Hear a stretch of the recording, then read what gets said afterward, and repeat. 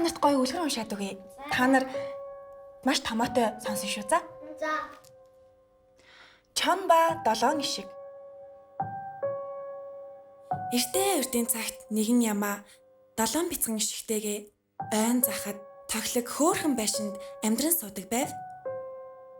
Тэр явхдаа хиндэж хаалгаа тайлж өгч болохгүй шүү. Ойр хавьд өлөн чон байгаа. Химэн ишигнүүддээ сануулж хэлдэг байв.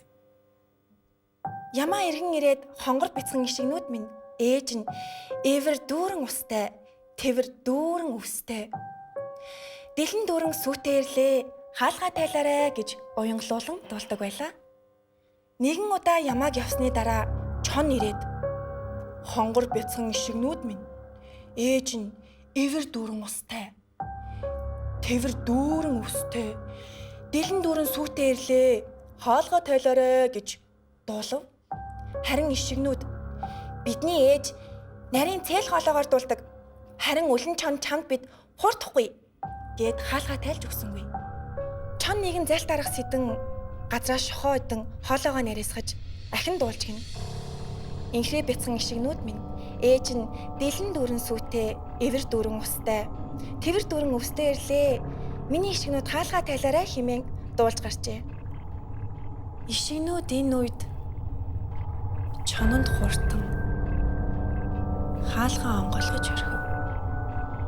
Яг энэ үед чон орж ирээд ишигнүүдийг нэг нэгээр нь барьж ирлээ. Эхний ишгийг ширээнд оруулсан. Хоёр дахь ишгийг хүнжилд оруулсан. Гурав дахьыг нь зуухнаас, дөрөв дахьыг нь шүүгэнд нь, тав дахь ишгийг галтгоонд нь, зургаа дахь ишгийг угаалтур дотор нь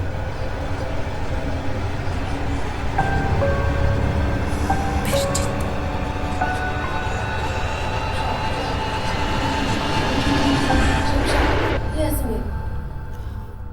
Тэгээд ээж ямаа ишигнүүдээ аваад амар сайхан даж гаргажээ.